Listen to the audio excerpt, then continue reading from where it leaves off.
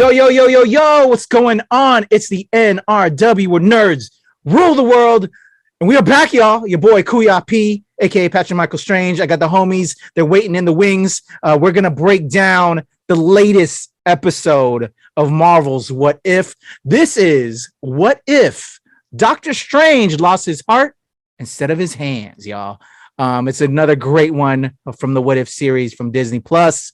I'm going to show you the trailer right now, and then we'll come back with the homies. So let's check out the trailer for episode 4 of What If Doctor Strange lost his heart instead of his hands. So here we go. Time. It's changeable. Who are you in this vast multiverse? Follow me. Into the multiverse. Here we go. Of infinite possibilities. Oh! Let's be honest, we've been through weirder.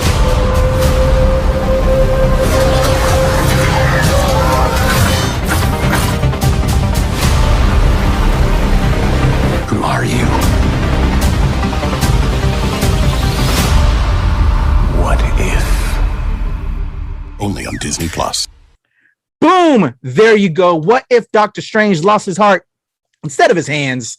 The trailer, we're going to break it down. Let me bring up the homies. You see them on the screen now. Y'all can unmute yourselves. Back again, the NRW. First up, the guy who's so cool, Mr. Yo So Cool, Rob Medina. What's up, Rob? I feel so happy you just said that because I now feel officially cool now that you mentioned that. So I am very grateful to be here, and I can't wait to get to review. Hell yeah, back again, man. Thanks for coming through. And of course, we can't do this without the cat that levels us up, the Blur Dad himself, my man, Glenn Lawrence. What's up, brother? What's up, man? I was getting my hair together, and then you said it was Rob who was cool, and I'm not cool. But real quick, Doctor Strange, any relation? If I had told you, then I might get my Avengers card revoked, and I don't want to have that happen. I need to be part of the squad, bro. My fault. Nah, man, you cool too, bro. Come on now, you're the Blur Dad. You're the man that levels us up. Here we go. Yeah. All right, man. We'll level us up with breaking down this story. We just checked out the trailer.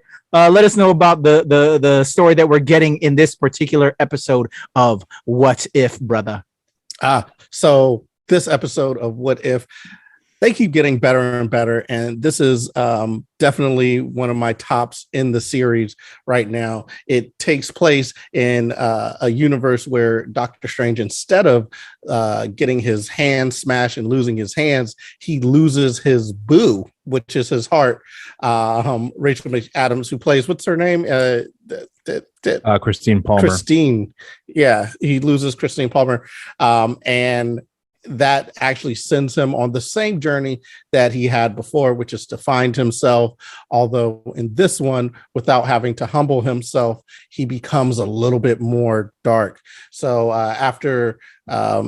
after losing her and finding himself and going to get in the Eye of Agamotto, all of that is pretty much the same. He tries to go back in time and reverse that. We get a little glimpse of Wong telling him, like, yo, chill out. You be doing too much sometimes.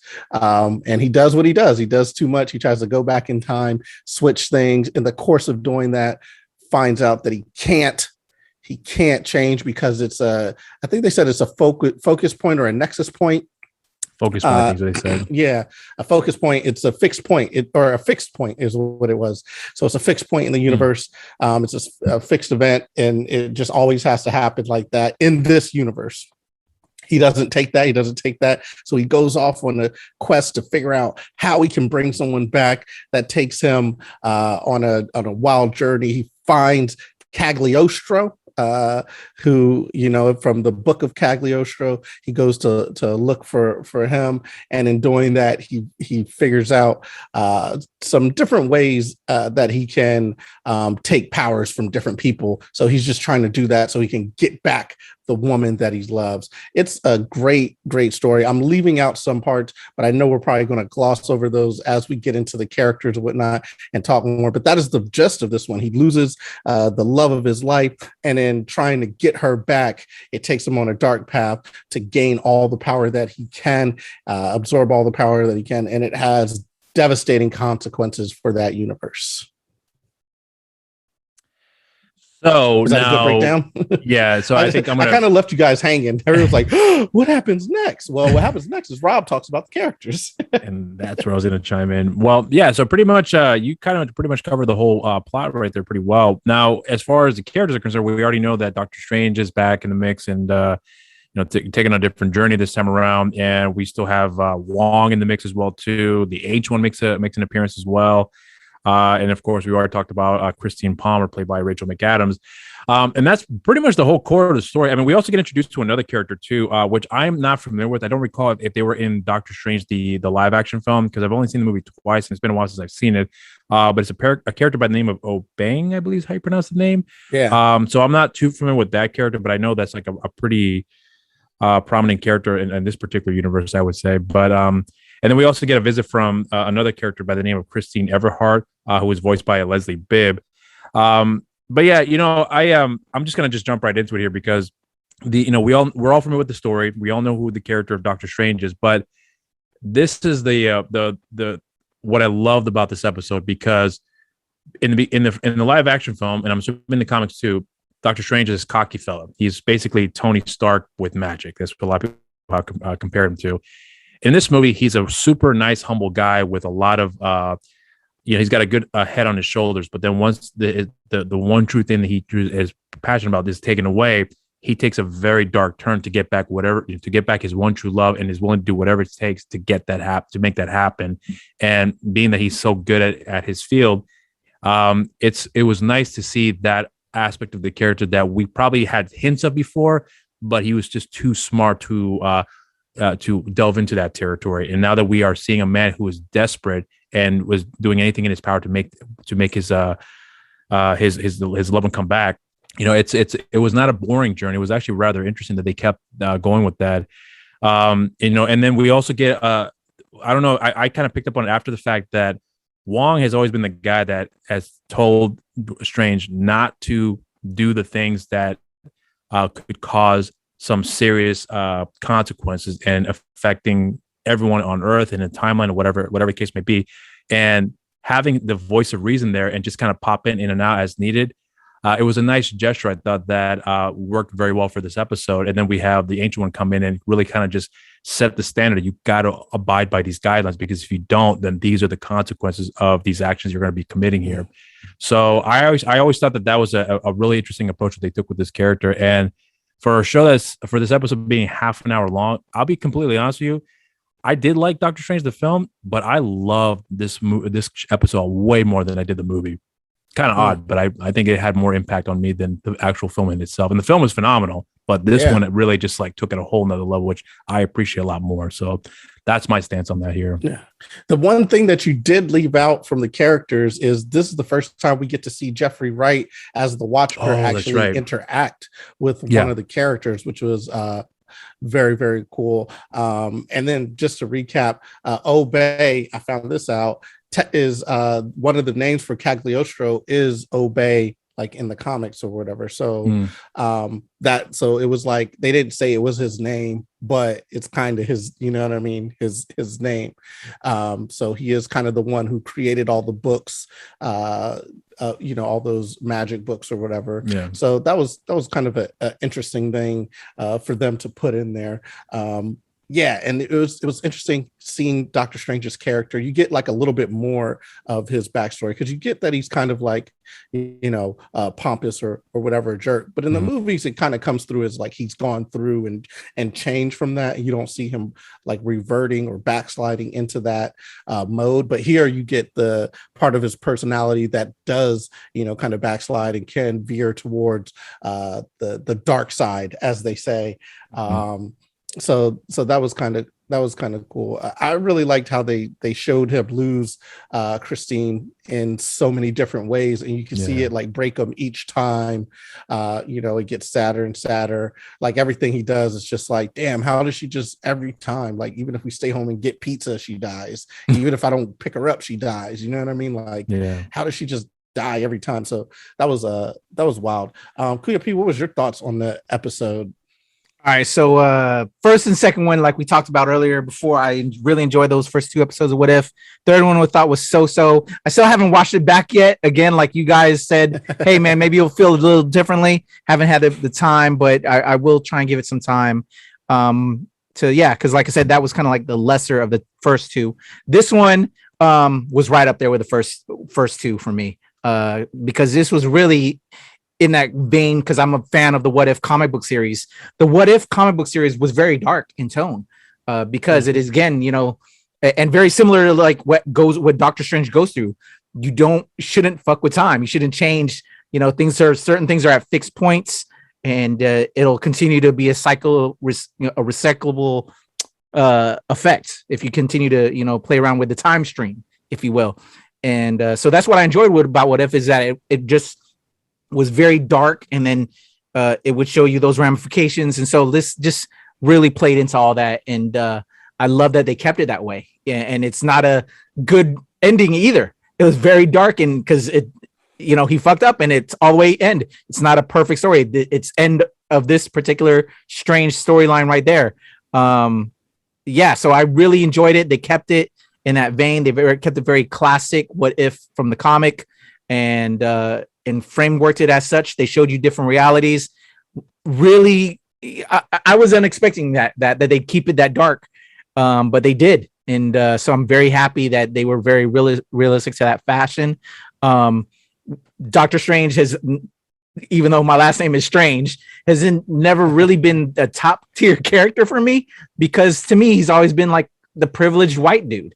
He was a privileged doctor, and now I can't use my hands. Let me seek solace with the rest of the world. And then he stumbled across this monastery, and then the giving people that we as Asians are, okay, we'll take you in, we'll help you out. But then, so I think I really enjoyed with this. I'm like, okay, we showed you the way to make a change again, but then the brother didn't listen to Wong.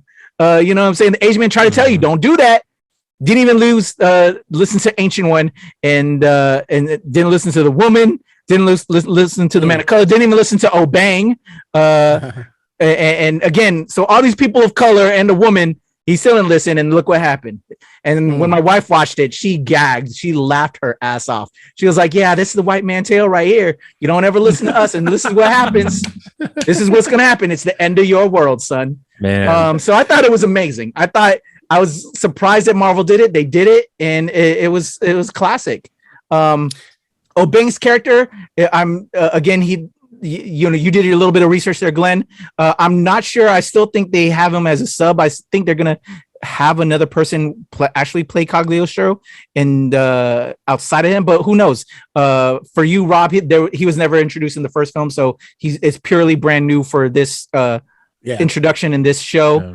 But I think a great character. If they flip it, I'd love it for Obang to actually be Cagliostro and kind of was just fucking with him. But it could be in our multiverse, because again, for this particular multiverse area, he just fucked it all up. They're dead now. So good shit. I wish, because this was a multiverse, a wrong that I would have loved to have been corrected that still bothers me since the original Doctor Strange film was Tilda Swinton as our Ancient One. Still pisses me off, because they have this white woman as the Ancient One. That's always been kind of like an Asian character role. And, they righted the wrongs with Shang-Chi, which I loved, and fixed that mix. I was hoping they'd kind of fix it with bringing Strange into this multiverse thing. Because to me, I've always had a problem with Tilda Swinton being the Ancient One. Ancient One has been, she's part of this monastery, these old ancient Asian monks and shit. That was ours. As Asians, that was one of our characters. And I was hoping we could claim it back. They still didn't claim it back. And don't get it twisted, I love Tilda Swinton as an actor, but just from a character concept, that was always in our Asian lane. And I wish they would have the Ancient One Celtic too. I was like, what? You know what I'm saying? I wish they would have written that wrong, but they didn't. But overall, great episode. I enjoyed the darkness of it. They kept it 100, and Yeah. I have high hopes for the rest of the series. They've Well, been knocking it out the box. Speaking of Tilda Swinton, or speaking of the Ancient One, one part of the episode that I thought was really interesting was when the Ancient One actually split Doctor Strange. Yeah, in that was two beast. in Yeah. that multiverse. Yeah. And then the one part of him actually didn't go on and listen to and did listen to Wong and just chilled at home, sipped some tea, and then tried to figure out how to beat this Ancient One, or I'm sorry, the Dark Doctor Strange. But it was so interesting to see that Doctor Strange not win against the Dark Doctor Strange, because usually we're used to watching these superhero movies, and then the one who is good overcomes the Dark One, is able to beat the version of himself that's bad. And in this one, it's like, no, he's too powerful, and he actually ends up absorbing him just like he did the other ones. And then we get to see, the Dark Doctor Strange absorb so many different characters. But it was just so interesting to see them put that in there, like the Ancient One actually has some power and was able to do something to try to prevent this. But at the end of the day, it didn't work out, and we get one of the kind of coolest, I don't know, it's just like kind of so like depressing yet satisfying like endings, where it's just like, damn, the universe did collapse in on the dude. You know what I'm saying? Like, wow. I would have been upset if they actually allowed the inexperienced Strange to win, because like they did all this build up, right? So that's why I think it was so satisfying that they actually made that happen. They made it just, this is what happens, and this is darkness overcoming. Like, he did all that work. And if you're to let this young, inexperienced Strange win, come on now. There's a part of me that thinks about, that in the movie Infinity War, where Strange had all the different timelines of the way to defeat Thanos, and then he knew that what he had to do in order to make that happen. And there's a part of me that wondered, I don't know, I can't remember if in the episode they kind of had a training session where he could see something that maybe everyone else had missed. And he may have saw an opportunity where he could probably have to sacrifice himself again in this situation to allow a catastrophe to occur, but only to make things better in the long term. So I'm wondering if something like that may happen again, with Strange being like the main ingredient, if you will, to kind of put things back together once this first season ends. So that's what I'm thinking might happen. Well, it's interesting because at the end of it, he's basically trapped in that little universal time crystal. You know what I mean? So technically, he's in that little crystal for all eternity, as all reality has like caved in on him. So that's really interesting. And like you said, it'll be very interesting to see if in subsequent movies, if they play off that, you know what I mean? Like play off the fact of those powers that he has, or the Strange stuck in that little universe or whatever. And even if they don't, it's just interesting to know that could happen. Like, reality just starts warping in on itself or fading away. The whole thing was great, just to see him morph into this like amalgam of all these different characters too. That was, just they keep Chef's doing it better. kiss, right? Yeah. I take it back. My first critique was that I was like, I'm not really feeling it, and progressively I'm like, this is kind of dope. And they reeled you in. All right, Rob, so same feelings, man. You're good. This was a dope one for you. Yeah, man, this was compared to the other previous three. Yeah, and I liked each episode. I think each episode was really, really good. I didn't have a single. I mean, there are a few things, but nothing to the point where it took anything away from my enjoyment. In fact, each episode got better and better and better, and I can see why when we got the screening for the first three episodes, why it ended on why they allow us just to watch the first three, because the third episode was really kind of like the hint of what to be expecting as far as like the how the timeline shift and whatever else is going to really affect this whole universe. And then I'm hoping to see that at the last episode that we'll be getting, how that really will impact the overall Marvel universe, if you will, which since Kevin Feige had confirmed that it is canon to the current timeline, if you will, of what's going on. So I'm very curious to see how that will play out. So I think it's going to keep getting better and better and better. And I have no doubt in my mind that once the last episode comes to fruition, it's going to be like, bombshell, and I have high hopes for that. Man. I'm dead serious. I think this is gonna be fucking awesome until the very end. Yeah. It's it's interesting that all these episodes kind of end like on a sad note. I forget how the second one, the Chadwick Boseman one, the Black Panther one. Ego came back to pick up Star or Peter Quill. That's where it ended. Oh, okay, but that was the only one that ended kind of on an upbeat note, like on a positive note. Although I guess it was the first one I still ended up positive because Captain Carter was still alive, but just in a different area though now. Yeah, but it's just like the last one, like Loki ended up conquering Earth, and then this one, reality caved in. So it's like they're progressively getting a little bit darker in the ending. Technically, on the second one, when Ego comes to get back Star-Lord, that's the end of Earth. Because if you remember, every time, like when he would go like finish a planet, he would basically consume that planet. So if he picked up his actual son, like that's what he was going to do. He was going to pick up his son and then consume the Earth. So basically that one ended sad too, like, but off screen. You got a good point. I think you might be onto something with that. Didn't think about that. That's pretty good observation, man. I like that. Yeah. I'm a nerd for real. You know what I'm saying? Sometimes my nerd credentials, they get, they question them. I'm still earning my stripes. That's why I'm in this group. I like how you brought up the whole thing about the Watcher too. That was kind of cool. But they made it. I'm glad that Watcher didn't interfere. They kept it straight up. So, but this was the most Watcher involvement type episode as well, Glenn. So that was really cool. And I'm curious how they'll have him in some of the other upcoming episodes because he really doesn't interfere. He doesn't fuck around. But the dialogue was a little bit more here with him. Because that's always been a staple that as a fan of these comics and seeing Watcher appearances, you never really get him to hear him talk. So it's been cool. And now to see him animated and stuff. So enjoying it. All right, guys. It's just sorry. I was just going to say you can't have an actor like Jeffrey Wright and not exactly. Use him more, you know, right? What I mean? Like right. You got to use him. Yeah. Right. Jeffrey Wright. Right. Strange. Yeah. There we go. So episode 4, let us know what y'all think in the comments below, man. Across the board, we enjoyed it.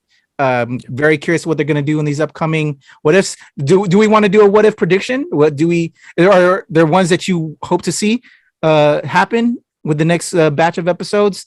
I think I don't know about y'all, but in a lot of the promo, and then when you come on Disney Plus, we're gonna get a Marvel Zombies episode. They're really selling that episode. I'm looking forward to the Killmonger Iron Man. Yes, episode. I thought that they gave King Killmonger had a little bit more in Black Panther. So I'll be very interested to see how they do it here. Hell yeah! And did they had to have Michael B. Jordan come back to do the voice for. There's a very strong possibility. I think they did. Yeah, I would hope so. I'm so interested in Black Panther too, because I was looking online. They said there is a way, because Killmonger does get resurrected in the comics. Yeah. So it'll be very interesting to see if they use it. They better not make him Black Panther, dude. I will be upset about that. No, but I think they resurrect him as Killmonger in the comics, right? Yeah. That all happens. But I'm just saying, with all the fan uproar, when they were saying, and then especially after Chadwick, let's put Killmonger into the suit, like. Nah, man, that just. I mean, if it's Killmonger's kind of his purpose, Yeah, I mean, if it's along the story, you know what I mean, like, because at the end, like Black Panther was. Now we're getting on a tangent, but we are completely on a tangent. But it's Marvel talk right now. We are still in the theme. He was cool. He was cool with Killmonger at the end. Like he felt for him. You know what I mean? Like, and he was upset at his father, and he's like, "Why didn't we bring him into the fold? We got to correct this wrong." So I think it would fit in the story if they brought him back, and I think that's the only way people would be cool with someone else having the Black Panther mantle. Yeah, motherfuckers need to get over that. Real talk, motherfuckers need to get over that. Yes, but no. If you're a fan of the stories and Black Panther, that's not gonna work. Not to be the king of Wakanda and just with everything. Nah, bro. But he's got to put some years in. Hell no. He's heir to the throne, bro. Sure, he deserves it more than that. Fuck that. But I agree 100% with that. But they're not ready for Shuri to be it. You know what I'm saying? Or recast. I ultimately think he needs to be recast. But that's what I'm saying. Chadwick Boseman does not put an end to T'Challa.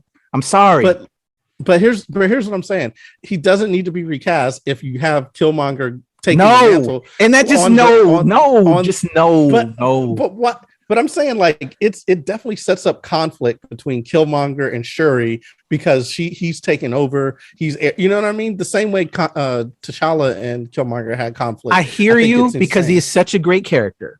But I could never agree to that, man. Like, nah, just I would agree. nah. I agree that Shuri should be the next. Shuri would Black Panther. deserve that way more Shuri, I'm than sorry. in anything. I'm sorry, But Okay. I'm gonna have to agree with Glenn on this one too. I think there's great potential with that story. I mean, I really do. I don't see any fault in that at all. But I know where you're coming from, KP. But honestly, if it goes either way, I'm good with it because I think there's a lot of great potential with the direction of the story that you can take it. So the options are endless in my opinion. But if they go the Killmonger route, as long as they do the story justice and do the character justice and having him earn his stripes correctly, yeah, I can see that happen. I like As we say in the yes. comic book world, as real comic fanboys, I would agree to the standpoint that that's a miniseries that you would see within the comic book realm. That's a miniseries 4-issue storyline. Outside of that, you're returning back to the original character in the ongoing series. He will never last the test of time as the lead Black Panther character.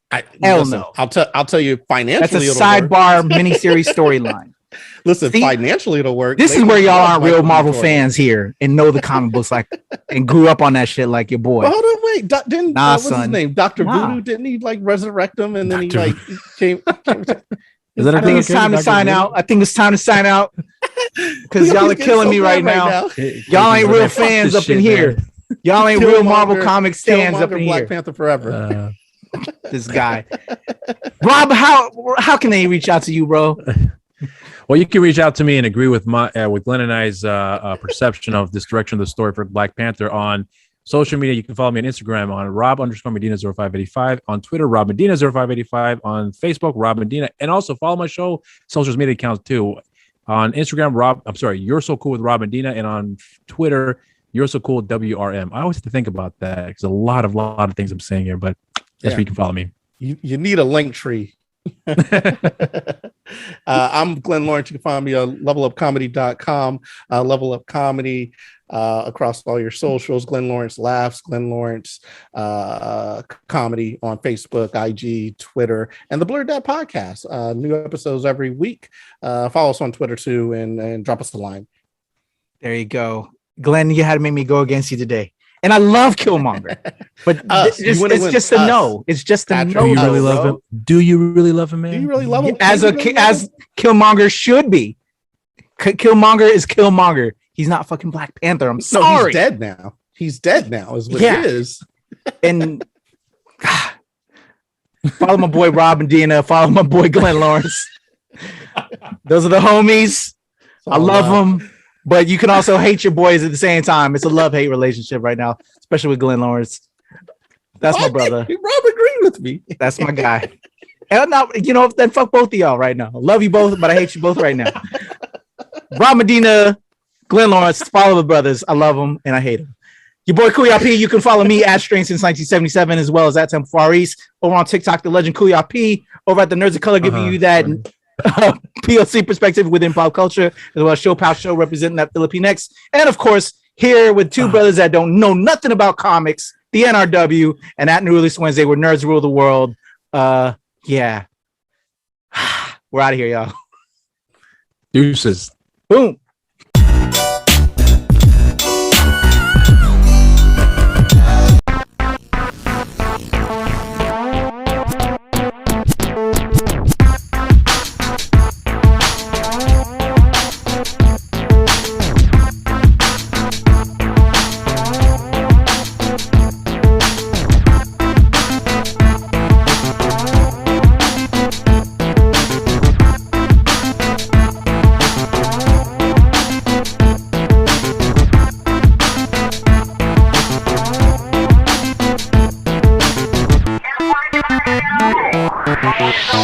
S01E04.